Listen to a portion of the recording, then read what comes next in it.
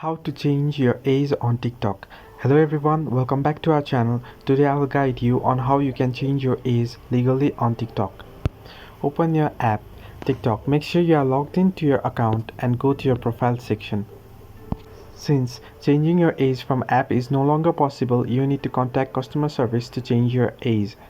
Now to do so, tap on the three dot icon that you can see on the top right of your screen. Here, go to settings and privacy, scroll down below and report a problem.